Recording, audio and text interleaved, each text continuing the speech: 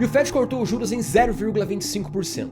Mas não foi para estimular, tá? Foi defesa. O comunicado ele até fala em emprego enfraquecendo, incerteza alta e reservas dos sistemas no limite, tá? Por isso eles até autorizaram as compras de treasuries curtos, já começaram com cerca de 40 bilhões agora em dezembro.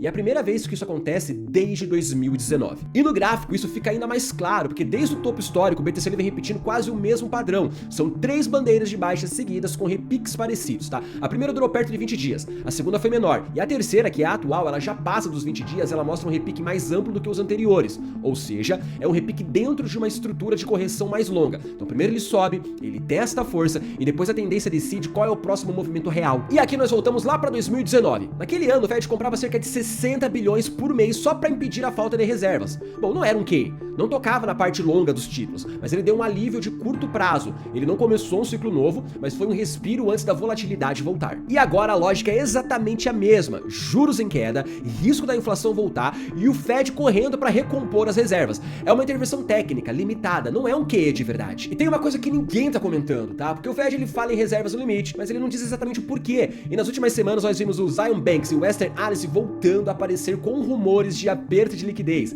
Exatamente o tipo de sintoma que estourou dias antes da crise do mercado de repulso, só que lá em 2019. Naquela época, os bancos grandes eles travaram o sistema. Agora parece que o aperto começa pelos regionais. E quando o Fed ele corre para comprar os treasuries curtos, é como se ele estivesse tentando apagar um incêndio, mas só que sem admitir que o fogo já começou. E é justamente aqui que o gráfico ganha relevância, porque quando o Fed faz esse tipo de movimento é porque alguma coisa está rangendo no sistema, mesmo que ainda não pareça. E no gráfico nós temos duas zonas importantes. De 96 mil a 99 mil tem um encontro com a LTB, a média de 50 do diário, então é uma região típica de realização aqui, tá? E dos 100 até os 107 mil nós temos um bloco institucional, onde muita gente acha que vai romper o topo. Essas zonas, elas podem marcar o fim desse pullback, tá? E depois disso, se repetir 2019, o preço ele tende a retomar a correção com alvo natural lá na região dos 70 mil dólares, tá? E só com um QE real que vai vir a alta forte e sustentável. E agora eu quero saber de você. Você tá pronto para quando o QE real chegar para surfar essa alta forte e sustentável? Deixa aqui nos comentários o que você achou dessa análise e até a próxima, pessoal.